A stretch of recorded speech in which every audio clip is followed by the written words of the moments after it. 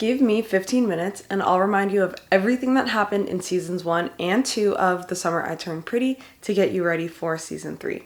No book spoilers, I promise. Okay, let's reintroduce you to our primary characters first. Belly is the main character who just turned pretty, and I'm not going to comment on her name because I just don't have the time or patience right now. She spends every summer at Cousins Beach with her mom's best friend's family, the Fishers. Belly's been totally in love with the older Fisher brother Conrad since she was a little kid, but she's much closer to his younger brother, Jeremiah, who's also closer to her in age. It's a teen love triangle, so of course we have our moody, complicated love interest whose affection and respect is hard to come by and even harder to keep.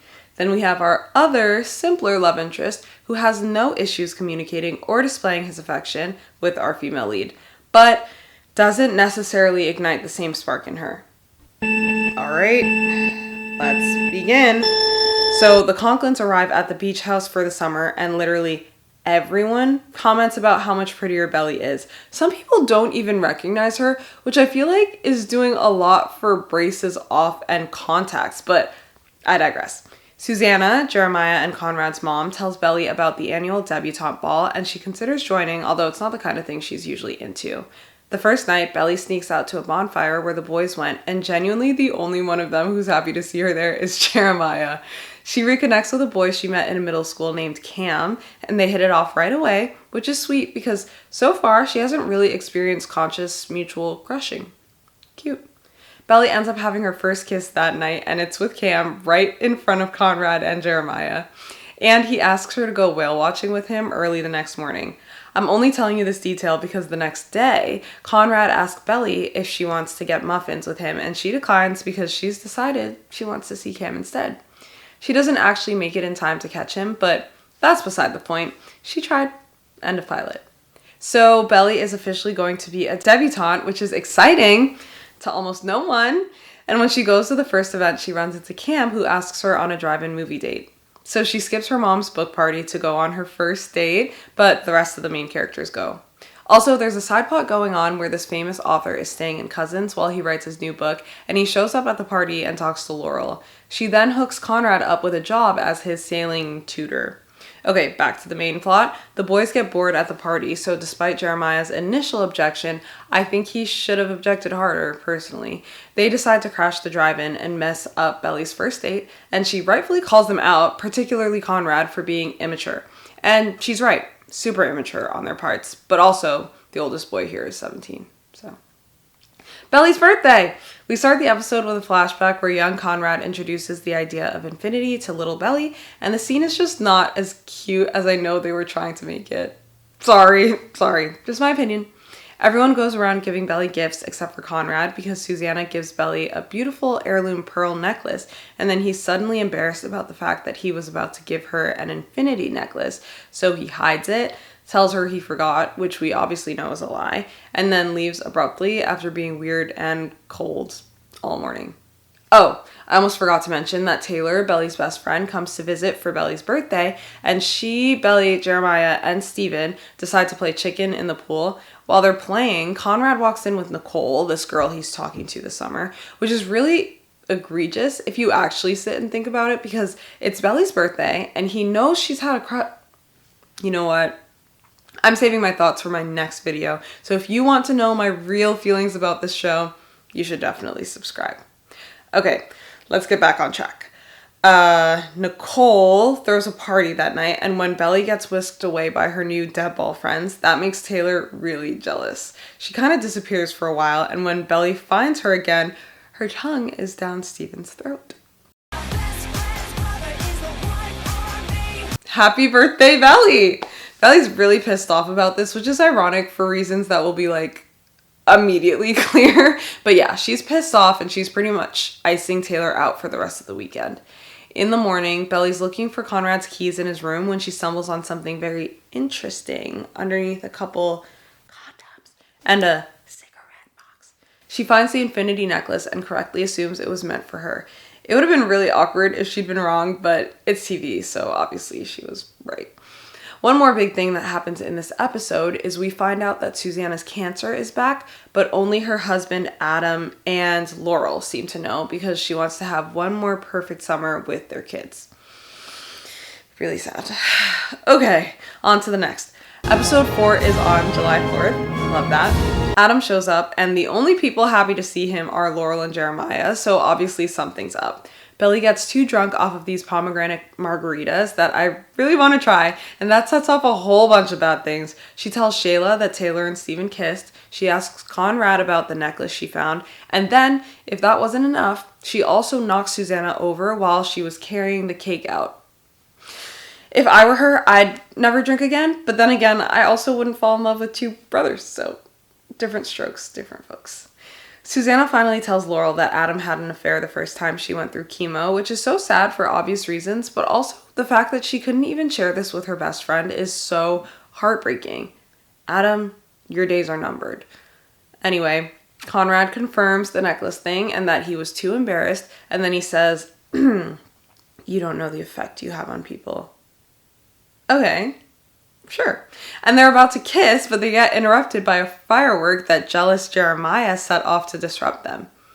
Do I think he was trying to hurt them? I'm sorry, I cannot entertain that conversation. Next episode. So Belly breaks things off with Cam. Goodbye, Cam Cameron. Belly tells Conrad that she ended things with Cam, and he pretends he doesn't remember that they almost kissed.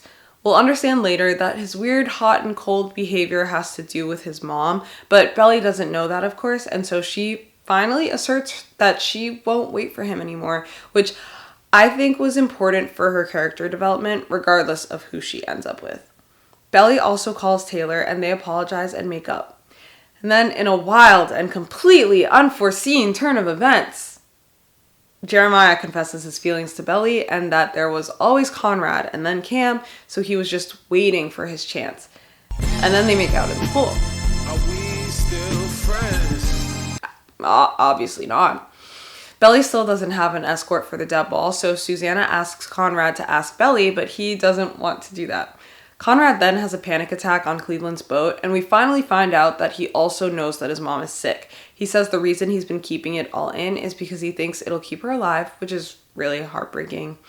Later, he apologizes to Belly about how he treated her and for pretending he didn't remember that they almost kissed, and then he asks to be her escort. But before Belly can answer, she's literally saved by the bell. Taylor's here supporting Belly in the Play It Forward volleyball charity tournament, and while Taylor is playing with Belly, she twists her ankle so that she can get Jeremiah to sub in.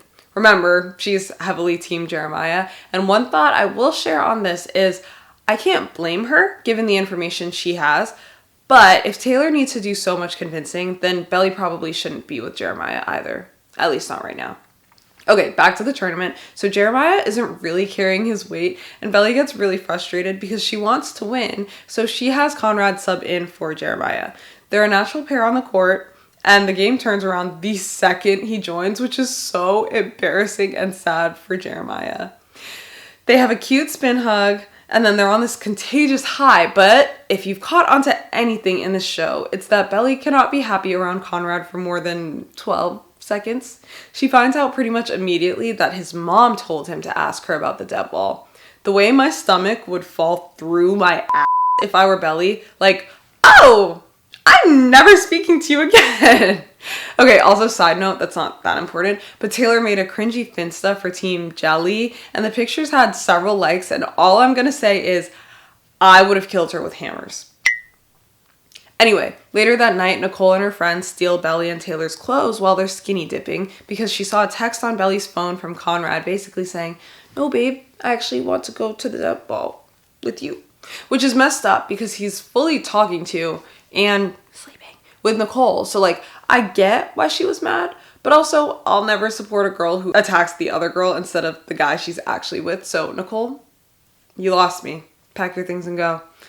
Conrad gets his ass handed to him by Nicole and Taylor. Belly asks Jeremiah to be her escort to the dead ball, and then Conrad texts her a "you up" text after midnight, but she tells him he's too late. Hell yeah, Belly! If only that were true. Steven sees Jeremiah kiss Belly, and he flips out on her and Jeremiah, which is kind of like, Wasn't your tongue down your little sister's best friend's throat 2 seconds ago? Let's not throw rocks from a glass house, Stephen. Thank you, Stephen. Okay, anyway, it's finally dead ball night and it's super cute. Jeremiah is being a great date. Obviously, he's super enthusiastic about being there with her. But then he's starting to get suspicious about his mom's weird behavior, so he steals her phone. He misses the main slow dance he's supposed to do with Belly because he finds out that his mom's cancer is back and he is inconsolable and nowhere to be found. So Conrad ends up stepping in when it looks like Belly isn't going to have someone to dance with and magically remembers all of the steps. They have a moment, and then Jeremiah comes back into the ballroom all distraught because he just found out his mom is literally dying, and so the first thing he tries to do is confide in his big brother, but then he realizes Conrad already knew and didn't tell him, so then he punches him, and they start fighting in the middle of the dance floor. Gutter butt. I'm already running way behind on time, so I'm gonna make this quick. Basically, everyone finds out that Susanna's sick again that night, and I can't even get into it, because literally every time I watch these scenes, I start crying. Like, it never gets easier.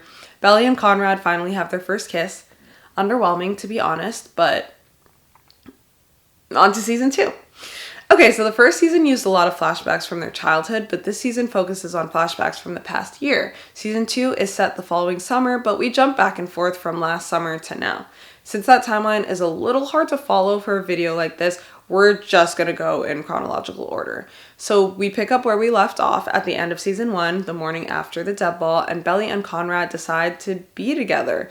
When Belly tells Jeremiah, he is justifiably pissed, so Belly asks Conrad to put a pause on what's going on between them with everything else going on. But Belly and Conrad aren't very good at being just friends, at least in the way that Belly and Jeremiah can be. So when the school year starts and they start having these late night phone calls, they get closer and it's definitely more than platonic. Conrad comes to Boston to visit and tells Jeremiah that his chest physically hurts because he can't tell Belly how he feels. So Jeremiah basically gives him a green light to do whatever, even though it's obvious he isn't actually okay with it. Conrad takes that and runs with it, telling Belly that Jeremiah has moved on. And even though she seems a little down about that, they kiss and begin a relationship. By Thanksgiving, Belly Conrad is in full swing, which is Jeremiah's personal nightmare and would be mine too, so I get him. Like, don't do all of that in front of my mac and cheese. Are you insane? Fast forward to winter, Conrad and Belly go to the beach house alone to see snow, and they have their first time. Susanna's health is not improving, which is awful and affects all of the characters in different ways. Prom night is a nightmare. Conrad forgets Belly's corsage in his dorm. He's down the whole night, which really throws off the vibes. The two of them break up in the rain outside of her prom, and she gives him back the infinity necklace. Susanna passes, and at her funeral, Conrad chokes his way through a song for his mother that is it's just so sad. I feel like I've said the word sad so many times today, but it's time efficient and time is money. Anyway, at the repast after the funeral, Belly is bringing food up to Jeremiah when she walks in on Conrad laying in his ex-girlfriend's lap. A girl we heard about a few times in season 1, his high school ex-girlfriend. We hadn't seen her before. This sets off a very hurtful public argument between Belly and Conrad, and as she's leaving, she falls. Honestly, I'm doing a public service by giving you a reason not to have to rewatch that scene, so you're welcome. Okay. I'm running out of time, so I'm going to speed run through what actually happens in the second summer, since I think a lot of the most important story beats came up in flashbacks, and the real-time scenes only take place over the course of a week. Conrad goes missing before his last final of freshman year, and Jeremiah and Belly track him down at the beach house. Turns out, Susanna has an older half-sister who inherited the house and all of the bills and responsibilities that come with that when she died. So Aunt Julia is here for a few days to sell the house and go back to California. The boys and the Conklins are obviously distraught because the house was so important to Susanna, so they spend the whole week sabotaging their aunt and trying to convince their dad to help them, which he very annoyingly refuses to do. Eventually, Belly drunk calls her mother in tears, and Laurel is able to convince both Julia and Adam to stop being babies and do this last thing for Susanna and her boys, so the house is saved.